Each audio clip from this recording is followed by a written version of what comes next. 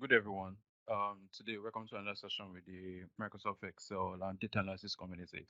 So today we'll be looking at strategically building a data analytics team to ensure the team growth and bridging the skills gap to manage a team. So today our guest speaker is Olamide, and the Microsoft and data analysis community is being brought to you by UrBizEdge. And UrBizEdge is a Microsoft Excel consulting, financial modeling, business intelligence, data analysis and enterprise solution firm in Nigeria. And we specialize in helping companies and high value professionals be on top of their business data. We're also the developers of the Nigeria Financial Market Analysis tool, which you can find in the Microsoft Office store, and developers of the Nigeria Stock Analysis dashboard. So we also offer virtual classes along with physical classes. I'll share the calendar and the website in the chat room. Okay, so today our guest speaker is Olamide, and Olamide is the head of data analytics at Wema Bank, and he focuses on adopting artificial intelligence and machine learning solutions to solve business problems. He also leads the data function at the bank, including data management, government, and data analysis and data engineering. Also a strong communicator, translator, and leverages his bank experience to connect business objectives to possible artificial intelligence solutions. And his experience centers using his domain business knowledge to develop applicable solutions with data science and analytics. So prior to his current role, he also worked as the head of data science and as a product and provision manager with other organizations in the financial service industry. Hello, Lamide. Hello. Hi, fine. Good Hi. evening. Good evening, everybody. Good evening. Thank you for Good having evening. me. It's a pleasure being here. Yeah. Thank Good you evening. very Okay, much. so thank you. Okay, so we so the shots the if you want the session to be very interactive, I can't give everybody access to speak. But at the moment, everybody can only message on the chat room. So Okay. would you say rather like I give them Yeah. Yeah, So I think. Let, I think. Okay. Sorry. no, no, go Uh, ahead. Go uh, ahead. okay. It's a pleasure to have you. My name is Michael, and I just Thank you, want to sir. say, since we took time, introducing and waiting for people to join, I'm even still sending reminders to get people to onboard early so they don't miss much. The recording will help. No worries. You can start, sir, and when people want to ask questions, they normally raise their hands or put in the chat box. And you've been generous to allow that people can ask you at the end. So I think we will just go along with that. So please have your sessions.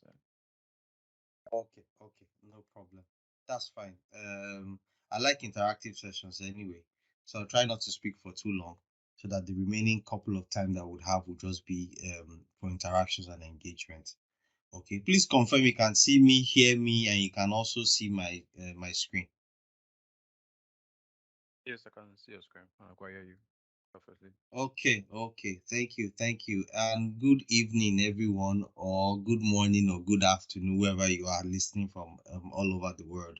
Um, UrBizEdge, hope I pronounced that correctly. Thank you again yet for the invite.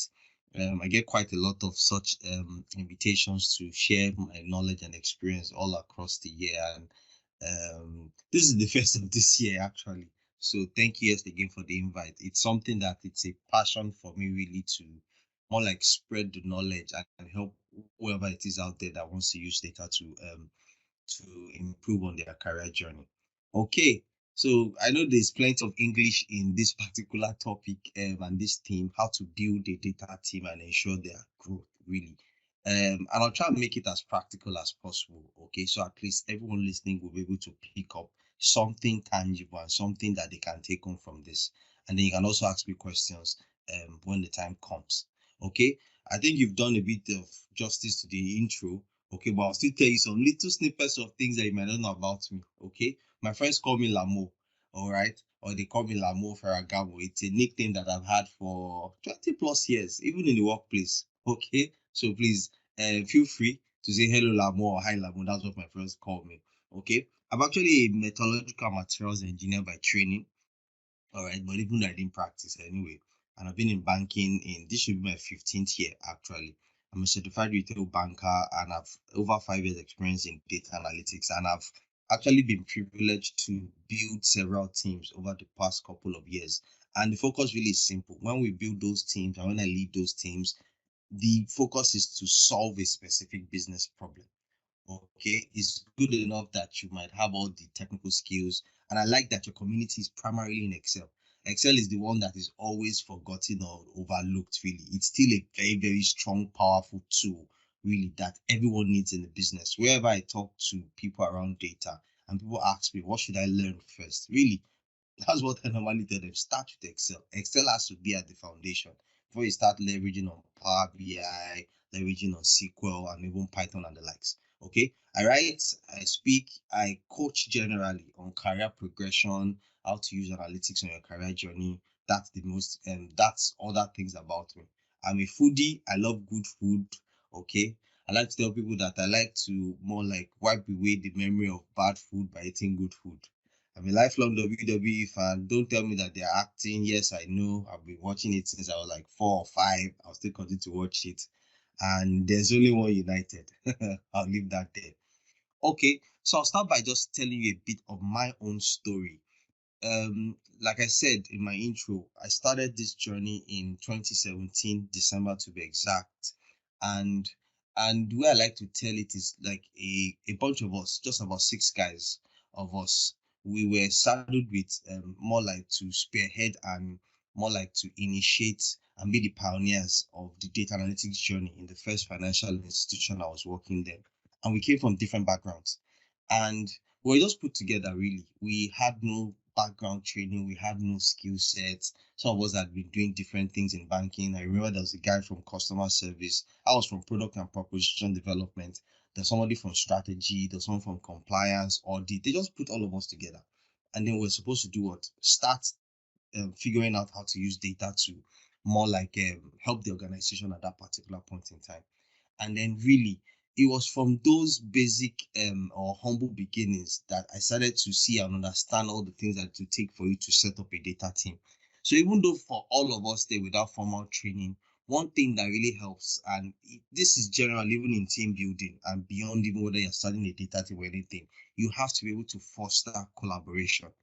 You have to be able to work together with whichever team that you're working with to ensure that by the time those skills start to differentiate you, the initial way of being able to work with people and work well with other people, people of diverse backgrounds, cultures, people of different mindsets, different trainings and upbringings, being able to foster the team together is very, very critical before you even start to talk about skill sets, whether this person is strong on this technical aspect or this storytelling aspect. So that was how we even started.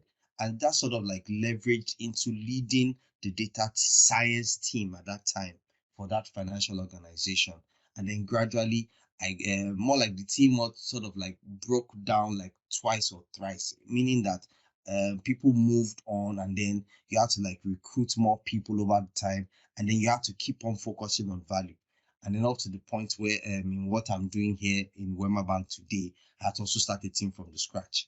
Okay, so it's something being able to work well with people and being able to be either you're a leader or a team player, you need to be able to collaborate effectively with people. So that's a bit of my own data story in just in summary, really.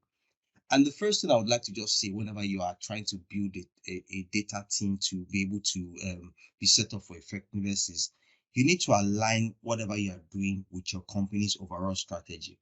And I'll explain with an example. I remember one of the calls I was speaking to a couple of a group last year, and then I think the question came around about how to start using data in more like a like a fintech and a startup. And today you can decide to say, let me hire data scientists or data visualization experts, but it really depends on what your company strategy is. If you really go into what the company strategy is, that will rather let you know whether I should even be hiring a data scientist at or all I even just need is somebody that understands Excel and I can do PowerPoint. That alone is actually data analytics in itself.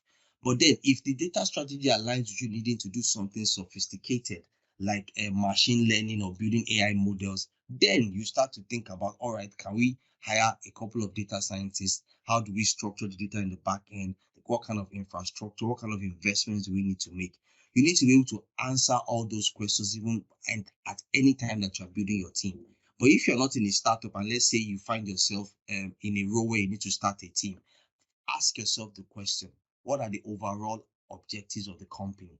For instance, now, if the company is targeted at growing maybe their customers and its customer acquisition, then you have to tell yourself, if I'm setting up a data team, I need guys that can build models or build solutions that would speak to that area of that particular company strategic focus. It won't work for you if you work in cross purposes, meaning that if the company is going in one direction and you want to go in the other direction just because some things feel cool enough to do. It might be cool enough to do, but so long as it is not important in what that company strategy is, it might not be very, very beneficial to anyone. So it's really important that when you're setting up your team, it has to align with the company's overall strategy. Okay.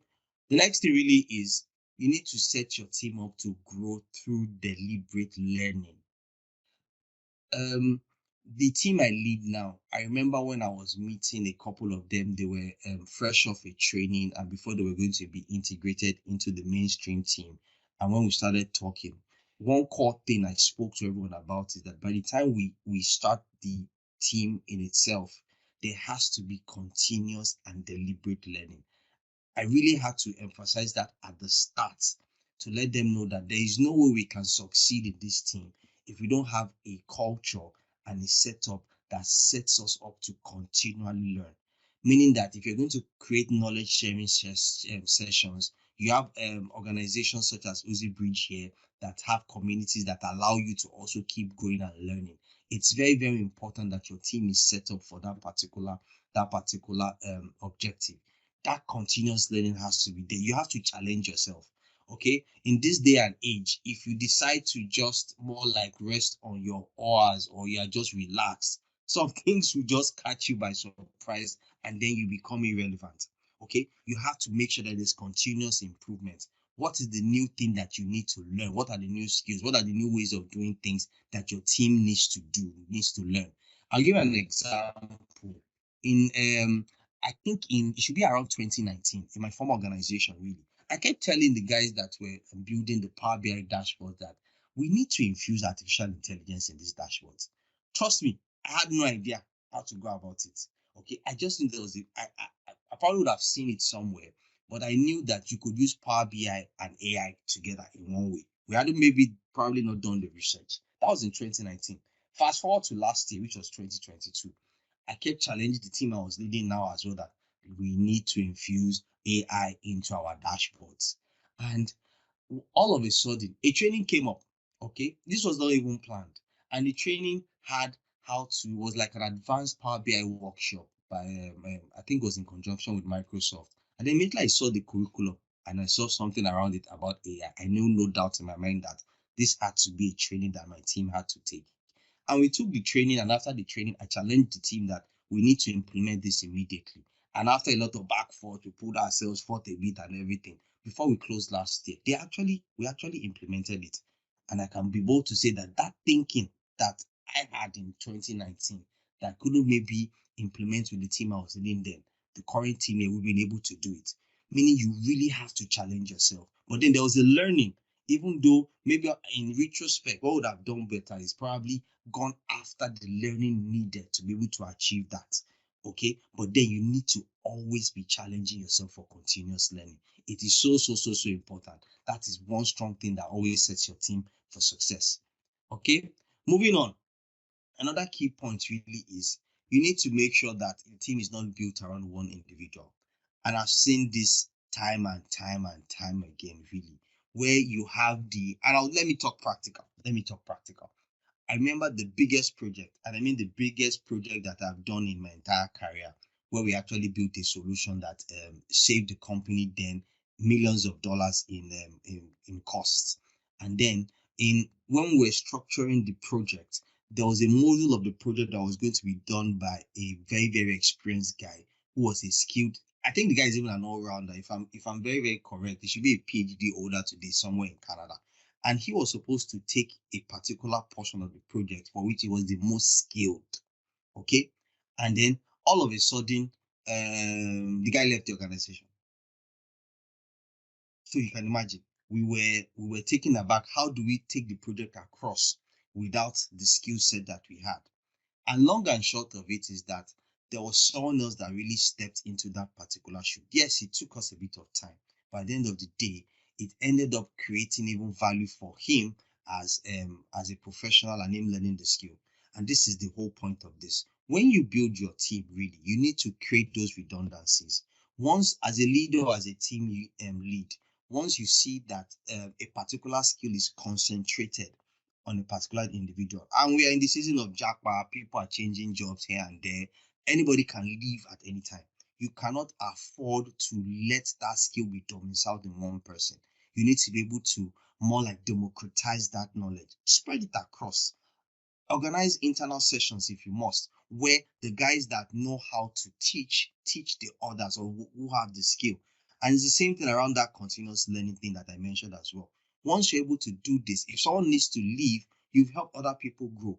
And you'll be surprised that if you do it very, very well, in a short space of time, you would have created a lot of professionals, and you have just like a pipeline. You have a pipeline. And this is also good if you do it even beyond the team that you are leading. If you have like a central data team, have a way where you just sort of like let those skills permeate into the system.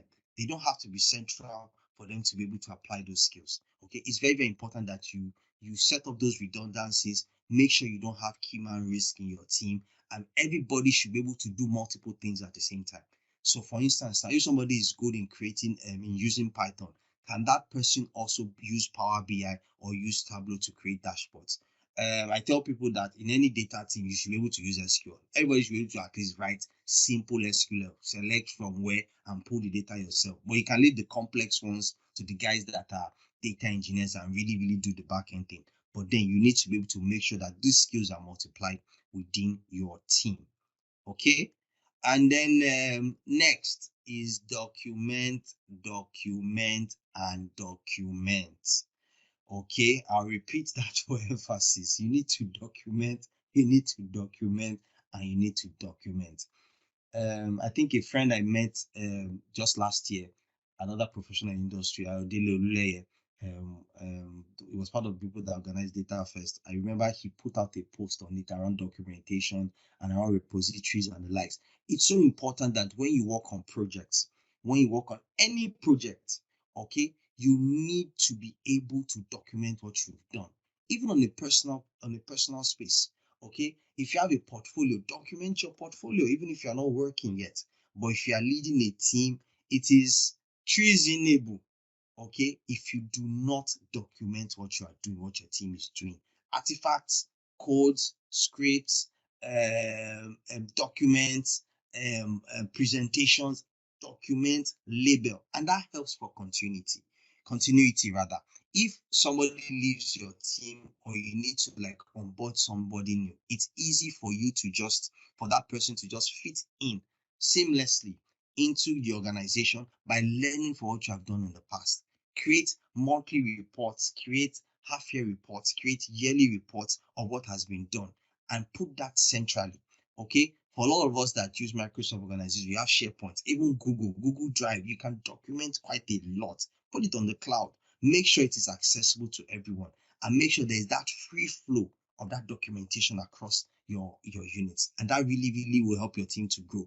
Anybody can go back there to learn from, pick what has been done, and apply that to what they need to do. Really, documentation is so important. Okay, and guys, it's all about the value the team delivers. It is all about the value, really. A lot of all these things can be cool and be good, but then if you're not tying what you're doing to value, really, it's I make bold to say it's going to be a waste of time. Okay, a lot of the things that we do in data analytics space really, it thrives on experimentation. We do experiment a lot. Okay, I've in my own experience, I've done projects that, oh, you've thought you've done the best of the best. And at the end of the day, it doesn't go to production. It just stays there off the shelf and everything. But then, um, I think it was one of my former bosses that says that you really don't know the next best thing that will come up, but you need to keep on trying things. Okay, don't be afraid to um, drop something that's not working. If it's not working, be quick to just fail fast, fail quick, fail forward, learn from it, drop it, and move on to the next thing. That's also important. But then, even as you are doing that, you need to keep your ears and your eyes open for value. All right, that's a question you need to ask yourself before you start any project. How would this give value to those that I'm building it for? Whether it's you're a consultant or whether you're in a particular team, how would this create value for my stakeholders? Whether the stakeholders are the colleagues that I work with on a day to day, or is it for the guys that are up there in senior management? I need to be able to create value for them, because at the end of the day, really, and I say this a lot, really, nobody really cares. Nobody really cares how much Excel you know, or how much Power BI you can do, or how good you are in Tableau, or how good you are a programmer in Python, and how good you are in using SQL and all the fanciful data tools. Nobody really cares about that, because if I am a CEO, all right, and I've employed you to do something as a data professional, I need to be able to tie that to value, because CEOs are flogged for value. They are flogged for profit. They are flogged for value. So they need to see how your team is contributing to that value. So you need to really ask yourself that question at the outset, at the beginning, before you start. How does this tie in to the value that this organization needs? And truly, there's a lot of value that analytics can bring, from your simple Excel analysis to just showing it in just beautiful charts and Power BI presentations. People can see insights and use those insights to make a lot of decisions that can change the outlook of the organization. But then, as data professionals, if we do not ask ourselves those questions at the outset, like someone will say, it just becomes a science experiment. And this is beyond doing a science experiment, really. This is real life. It's real life, really. When you build those projects, it is real life. I'm sure some of you, everybody chat GPT-3 is the sort of the one of the most popular things out there today. And I read recently that Microsoft is paying their partner, they are buying a huge stake from OpenAI, the guys that created it. This shows you that and I was just telling people that I can imagine the kind of work that has gone into ChatGPT and how they've done the work they've done to be able to build that particular solution. And look at the value that Microsoft is attaching to it. I read recently also that Google is also bringing up their own answer to what Microsoft and OpenAI are already doing. It's about the value. There's money to be made, really. And the organization that we work with have to see that value in any data project that we are doing. I think, yeah, I wasn't going to speak for so long. These are things that are is not exhaustive. Trust me, 1 hour is not going to cut it. But I wanted to speak for a short while, give the remaining time for a lot of questions and interactions. I see that the team has already dropped my LinkedIn profile there. Please follow me on LinkedIn, follow me on Twitter, and we can keep the conversation going. Thank you. So I think it's a good time to take your feedback and your questions at this time. Thanks a lot for the very wonderful presentation, and it's a pleasure once again to have you. I just want to ask a question. One is, maybe I should make it two. One is off tangent, but I'm sure other people will also maybe find the other side of you and see it as, there's more to life than probably all of just data. So I think you ran in one of the marathons, right? Yes, you're So how correct. do you how do you get to balance so many, passions and interests and still keep in line, keep in touch with what's happening in the data space and the whole education aspect, how do you manage to balance them all? Ah, really is a question I ask myself, really. Okay. Because I'll be very, very real, really. I ask myself when there's so much to do. I think it all starts from what is important to you, really. I don't know about you guys, but and I'm still a young girl anyway. when you get to my age now, you really have to ask yourself the questions that what are the choices that you make health-wise, okay? And really, I think when it was clear that I had to start making healthy choices in terms of my lifestyle, that was when the exercise bit started coming in. Coincidentally, when I ran it wasn't the full marathon anyway, it was the 10-kilometer race. When I ran it last year, I didn't even think I was in the kind of shape I am in now. But because I'd been doing bits, I had timed myself to run 10 kilometers really. And when I got into like if I've done it before, I can do it really. And I got into it really. But then it's sort of like once it's important to you now, even to when I go a couple of days without working out now, I just feel it in my body that there's something particularly missing. So it's not I don't see it as a compartmentalized part of my own life. It is part of me, really, because I find out that when I work out, when I run, when I go to the gym, really, it helps my own mental well-being. I tell a lot of my colleagues that um, when I have a very very long day, the most tiring day that you can think of, where you feel like you should just crash in your bed like a sack of potatoes and just go to sleep. That is the best time to actually go to the gym. Because when I now find out that I go to the gym, there's this refreshing that comes. Okay, you get re-energized, and then you feel ready to go on. So that for me, it's really knowing what is important to you. For instance, speaking is very very important to me. Sharing this knowledge and helping people see and navigate their course in the data profession is important to me. So once you're able to picture all those things together, it doesn't seem like a different compartment. It's just the overall you, the you that gets up, that goes to work for where you're being paid your salary or start your business, is the same you that has to get up and run 10 kilometers or go to the gym and lift weights or go make sure you go to that conference or that speaking engagement. So it just means making sure every single part of it that's important is not left out. Does that answer, Michael? And I'm waiting for this year's zone. I hope they've not postponed it because of the election, though.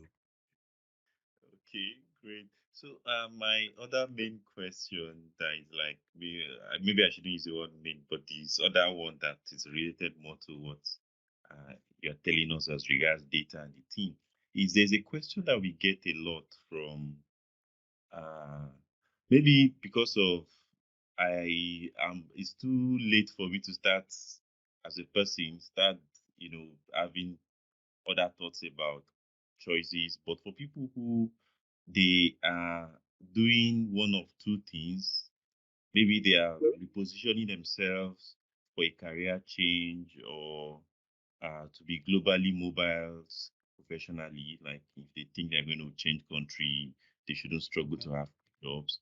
Or they are not happy with their current career and they want to move into something more exciting and maybe future proof too. So there's this question they usually ask, and it will be interesting to get your answer. So they ask that should they learn the typical Excel, Power BI, these tools that don't require you becoming a coder as such, or should they go to the deep end of programming and start learning Python and learning PySpark and learning, focusing more on those things where they need to do more programming? And they keep asking those questions in various formats, like they want to do since they are kind of new entirely. So for them, they equate it as let me go for what I think will get me the most value. And it will be interesting to hear your answer as regards when you are, as someone who is hiring or someone who also is advising, what do you think is how someone should go about handling those two choices? Should they go for programming based ones or go for the UI based and business analytics tools? Okay, very, very good question, Michael. Okay, if I'm very, very honest with you, I answer those questions in a lot of the group sessions and the one-on-one sessions that I have with people. So I'll be very honest with you. I won't do the full justice to it in a couple of minutes. Okay, but I'll give you the core points of it. It has to be around interest, really. Okay. Um, I tell people that, and I've seen, for example, someone approached me last year. She did customer service here in Nigeria, and then maybe for Jackpot reasons, she went to do a data science master's in a UK school. And if you are here and if you know a data science master in the UK schools, if you don't like programming, you would not like it. You would not like it. So, but she was already gone, she had already paid, and she already started. And the question was more like, how can I help her to at least survive? But then it would have been better for her if she'd gotten the advice before she went for the masters. So because she did not have interest in things around, and those UK schools will teach you majorly in Python and teach you in R majorly. Even if you are doing business analytics, you will do quite a lot of technical stuff. And if you don't have that flair for technical things at the background, they will struggle. Okay, so really, I don't tell people don't start with Power BI or Excel. You might not even need it really. Okay, you have to more like be clear on what is your own career direction to start with. Okay, I'll give you an example, and this example is myself really. Okay, I read engineering in school. Before engineering, I went to Yaba College of Technology in Lagos where I did computer science many years ago. Okay, but then while in school in the university, I did engineering. I did it. Most of my projects were probably software driven. Don't get me wrong, I'm not a software geek anywhere, but I could relate with software and programming. I didn't like it. Okay. So, but then flip now to what I'm doing now. It's easy for me to maybe, if learning SQL, I can understand syntax, understand code and the likes. But really, that wasn't my strong point. I didn't really like doing it.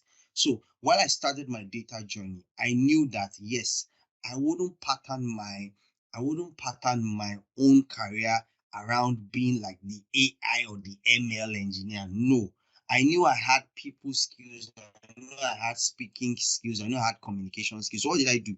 I balanced what my interests were, meaning that I could understand programming, understand data, and then balance with what were my strong points. And that is what I'm doing today. Okay, if you drop in with anybody today that is a strong technical person, I would work with that person to deliver value. But then that won't mean that I would have to sit and then have to do the day-to-day coding, because my work now is much more wider than that. I work with everybody in that particular spectrum. But imagine if I didn't tell myself this reality really, and I said, okay, I know I'm just going to sit and I'll probably be not enjoying myself and probably won't even be here today. Probably trying to maybe solve one problem by writing one script to finish something that has to be delivered the next couple of weeks. Okay, so it really has to be, what is your own interest? What is your own direction? Where are you going really? And if you can answer those questions, then it's easy for you to now tell yourself, okay, if this is where I'm going, let me pick this and this that will help me. And you might not need the other things.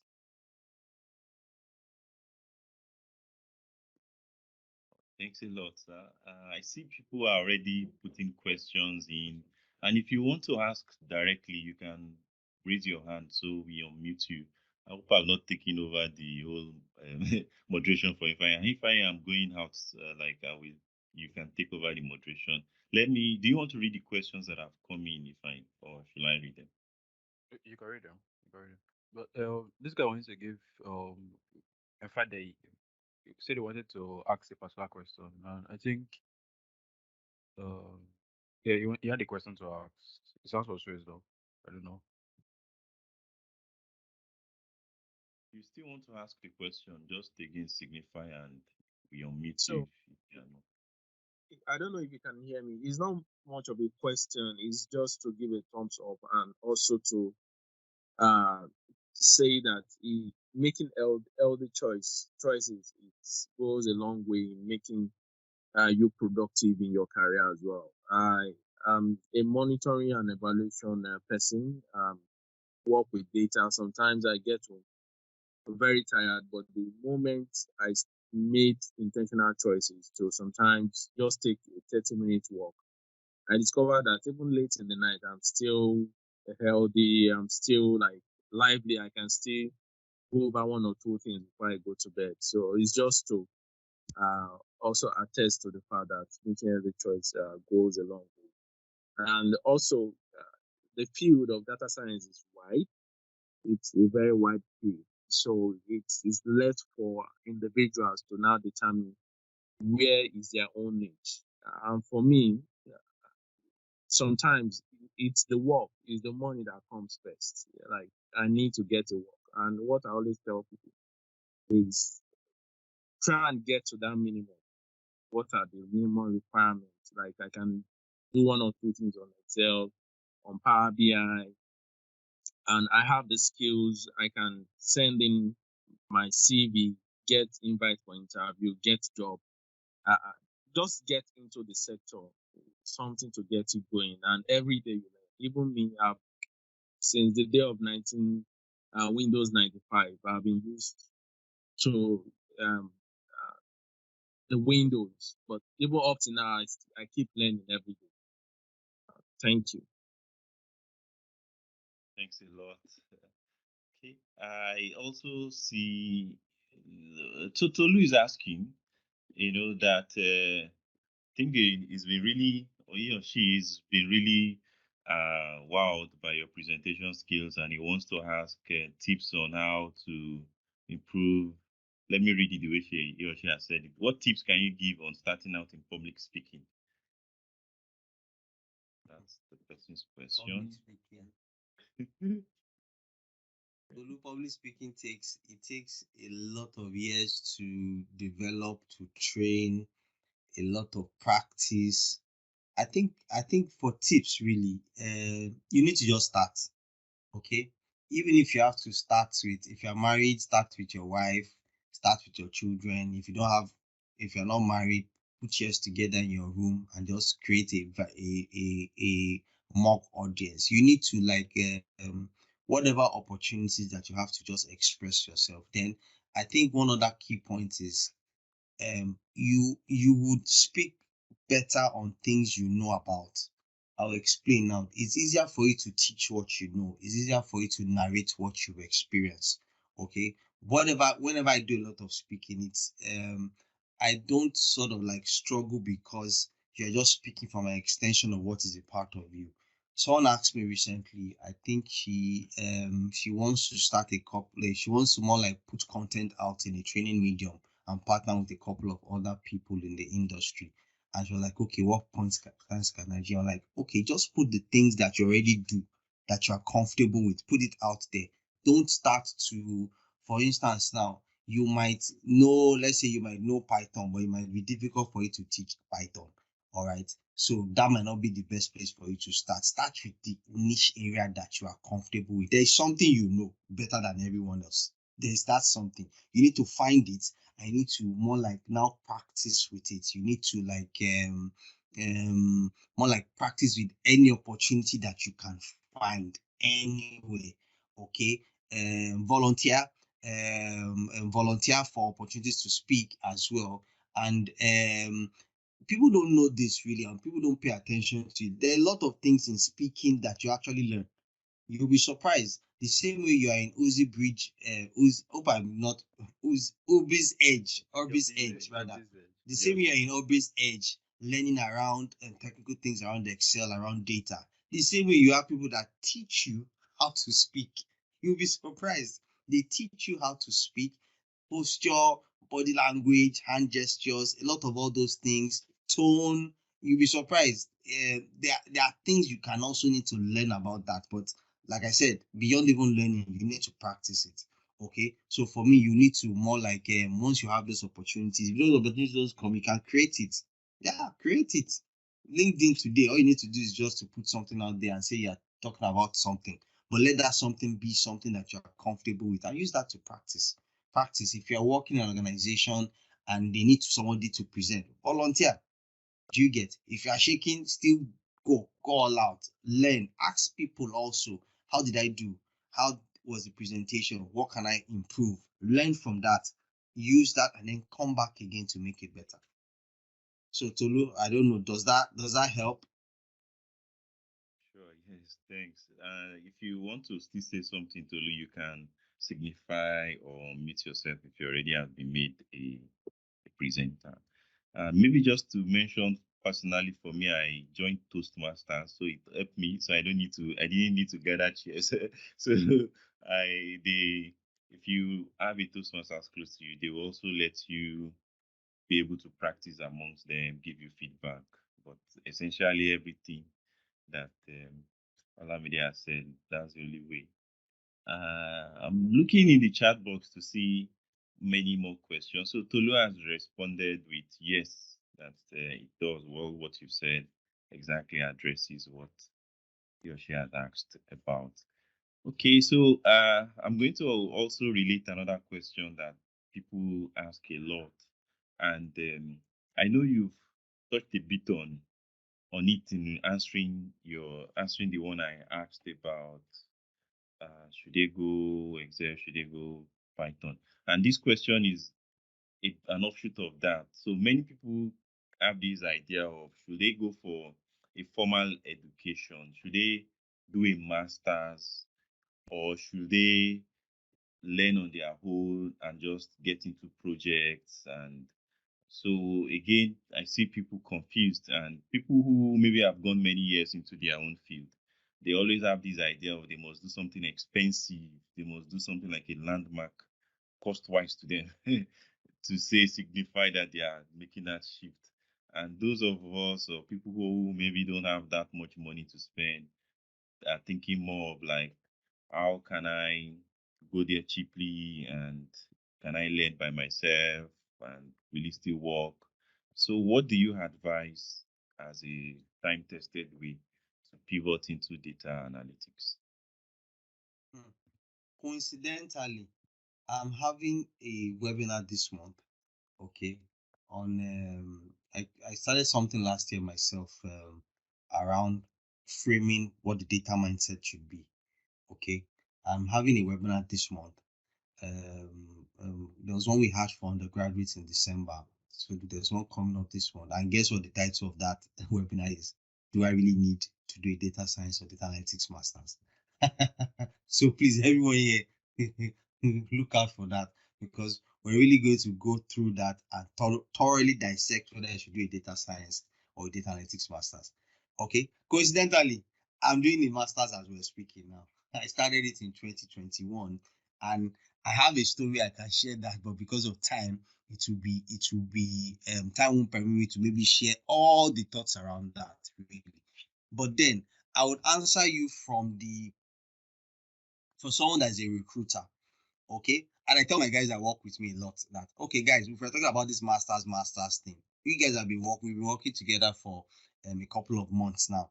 Would I hire someone that has a data science masters or a masters in analytics into this team just for the sake of the person having the master? I asked them the question, and the answer they all give me clearly is no. That I wouldn't. That would never be a criteria for me to hire someone to come and work on my team, whether the person has a master's or not. It's not about the masters. It's about what can you do. What can you do when you have the masters? The masters just sort of like what's the word now? It sort of like shines the light on what you can already do. So, for instance, now, if I have someone that has built these fantastic things and is showing me the value in terms of what they can do already, and the person now tells me, "Oh, I have a master's in it now," that means I know I have like a bigger respect for that particular person. But if you come straight up and tell me that, "Oh, I would like to join your team, I have a master's in," I'll probably just look at, okay, masters, okay, really? So, what have you done? What can you do with it? It might just be a paper master's, and it might not be of value to anyone. So the reality is that masters, good, yes, it is, but then it might not necessarily be the best way for you to pivot. I'll give an example. One of my former colleagues that I respect quite a lot, because um, it was clear that he was strong in the area of building machine learning models. Okay, even from the days of when he started using R and then moved into Python, it was his interest. So then, and he had a lot of practical experience in building it to solve specific business problems. And we worked together for about, I think, for about 3 or 4 years. And then he had done quite a lot. And then he now realized that it's time for him to take a step further. The guy went for a master's in artificial intelligence. I forgot the name of the course. And by the time he went for his first couple of months, he was doing an internship in the health sector and doing a lot of crazy things that were interesting. So for someone like him now, okay, I'm sure he's probably almost done with his master's degree. Imagine him now speaking to maybe another recruiter and they want to recruit him for one high level job. He's able to back up that master's degree with practical knowledge of what he has done even before he got the master's. So definitely that has improved him. Okay, but then if you're going to do a master's degree, make sure, what can you do? What can you do? That degree must improve what you can already do. Okay, if not, at the end of the day, you just have a certificate and it doesn't help anyone. Oh, that's great. So that's good news to many people. They don't need a master's. Then what? How do I you didn't say think? they don't need a master's, though, Michael. Oh, yeah, apologies. Maybe. How do I summarize it now? Like the master should go hand in hand with experience. You shouldn't just take the master as the only thing that will make it happen. But Yeah. what can you do? Okay. Okay, maybe not so good answer for some people that don't have the money for masters then. But the other thing is, can you maybe give us some ways that people can, on a cheaper way, in a cheaper way, and cheaper time and money wise? So I'm working full time, I'm only chance part time to make this pivot. Also, maybe I can't afford expensive programs. How do you think they can go from listening to you now, not able to even meet you and share their CV with you because they don't have anything to say, and then 2 years from now, or let's not say 2 years, 1 year from now, they are not the kind of person that you are willing to hire because they have some things. So my question is, how can they have those kind of skills that you want to see, the things that you, as someone who have a team of data analysts and um, you will want them to have, but they are starting out right now? What will you advise are the practical ways for them to get the skills and things you'll be looking for as an employer? Okay. I'm sure my answer will shock a couple of people, really. My answer is Google. Google. You don't need to go far. You don't need to go stretch yourself. A lot of the guys that I work with, some of them are just self-taught. They didn't go to any formal school or anything to learn what they learned. It's Google, really. Every single thing you need to learn is out there. Let's be real to ourselves. If you sit down, it is there. If it's not on Stack Overflow, it's on YouTube. If it's not on YouTube, it's on one website somewhere. You'll find one video from one Indian guy that has done it before. It's all out there. It is there. Today, even ChatGPT will give you even codes to even, it's out there. All you really need is that commitment at that time to sit down. Once you have identified where your own interest lies, even a lot of the things that Microsoft do, they have documentation. They have real documentation. You need to just sit down and read. It's out there, really. There's really nothing new in quotes. I tell a lot of the guys that write scripts, are like, okay, how many of you really write your scripts genuinely on your own from the scratch? Most people get it out there and they customize it to what they want to do. Except very, very few people are how do I call it? They are foundational programmers that would write and create their own script on their own. Every single thing you need to do and learn is out there. So the best thing is, after you've learned it now, you need to look for communities and put yourself out there. Okay, use tools, use LinkedIn, use every single thing around you to also put yourself out there. You need to also more like you need to sell yourself. Okay, you need to sell yourself. I was looking to hire somebody in data governance a couple of weeks back, and then I think I just stumbled on a profile, and I said, okay, this person has a law degree and data analysis. I just saw the profile. Do you get, how do you use your profile to even get noticed? Okay, you need to also put don't wait till you have the job, volunteer somewhere.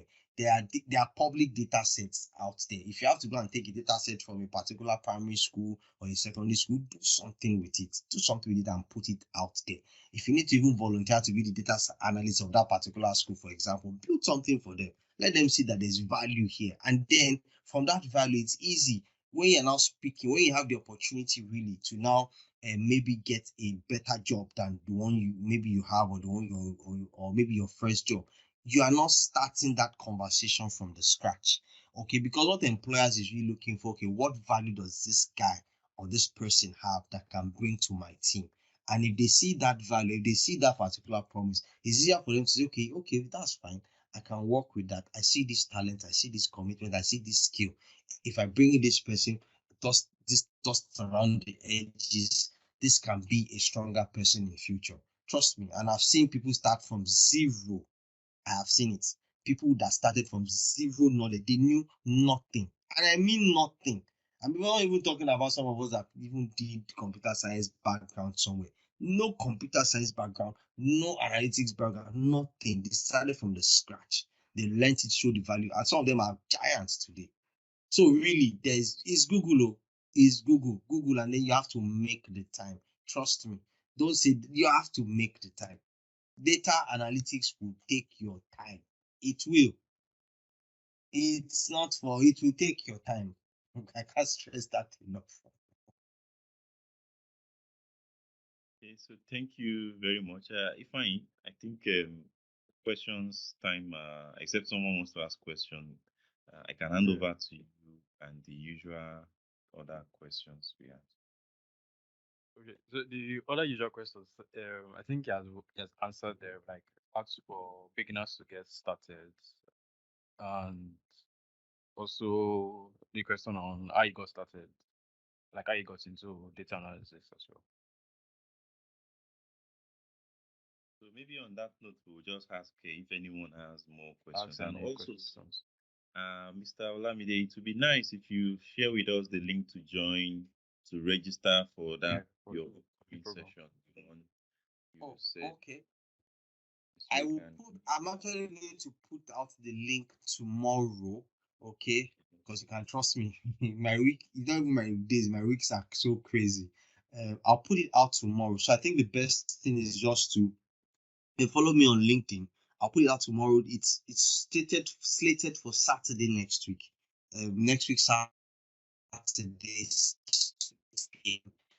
I'll put out the link tomorrow. Just when you sign up to register, and once you register, the link will be pushed to all those that register.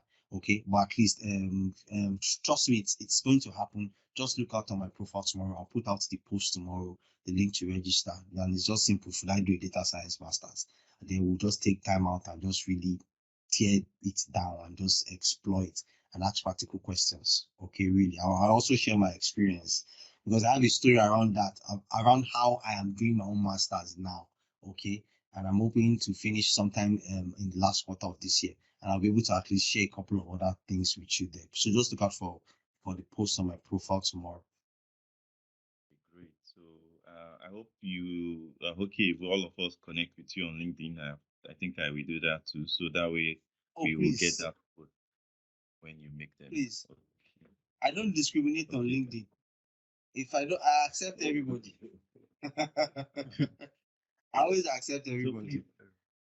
So please let's all connect with him on LinkedIn. We've shared his LinkedIn account, so that way once he makes the post tomorrow, that tomorrow or maybe even Tuesday, you'll get it.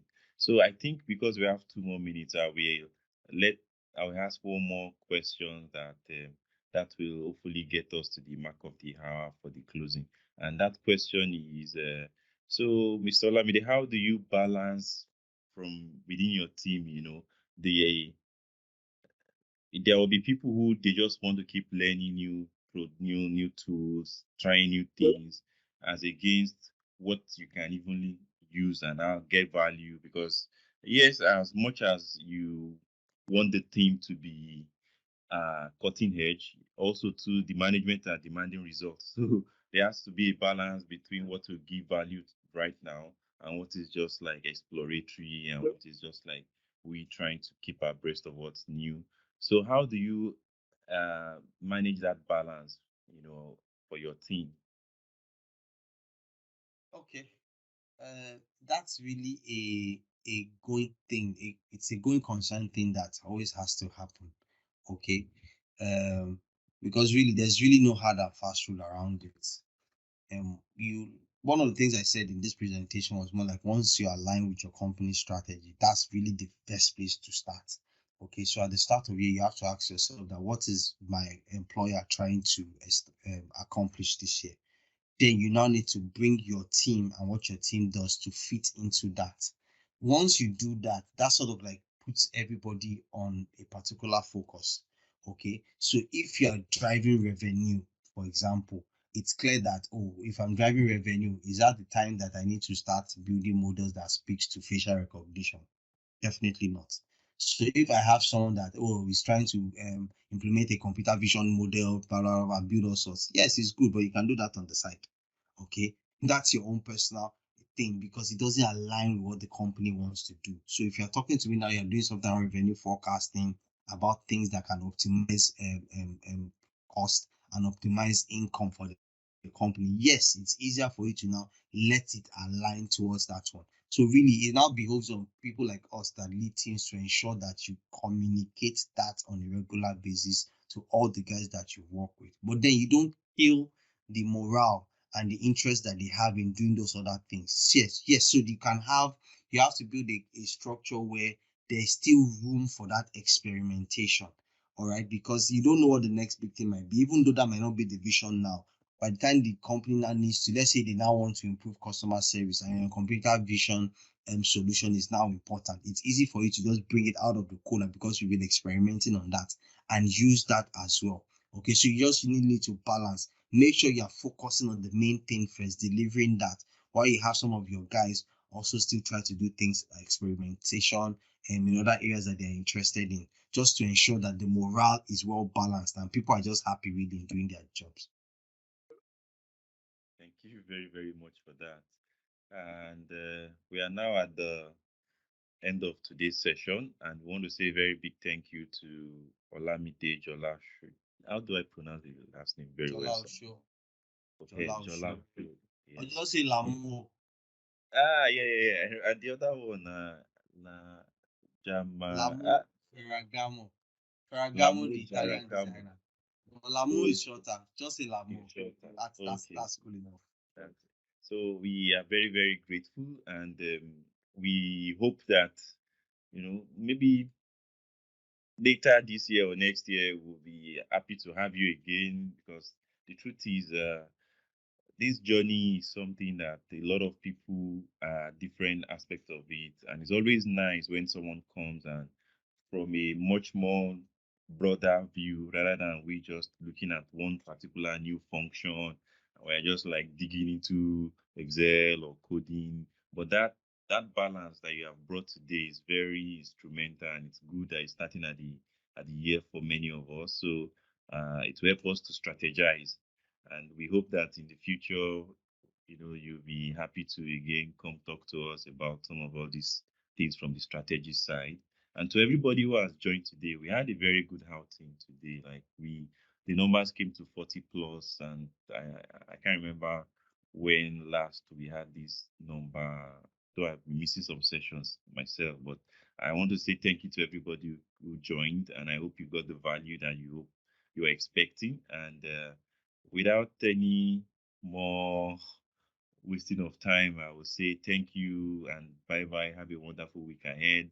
For those who joined really late or who missed some part, there will be the recording on YouTube. If I will post the YouTube link, and there will be another session at 6 p.m. like on the Power BI team. So, and when I say team, THEME, like within the Power BI context, we'll post that link also here so that you can join. And there are other sessions too. My colleagues have posted them, so that way you will always be in the loop and you keep your knowledge sharp. So thank you everyone, and have a very wonderful week ahead. Thank you, Lamu, for the excellent session. Thanks so much. It's a pleasure. Thanks so All much. right, guys. Thanks for having me. Enjoy the rest of your day and weekend. Bye.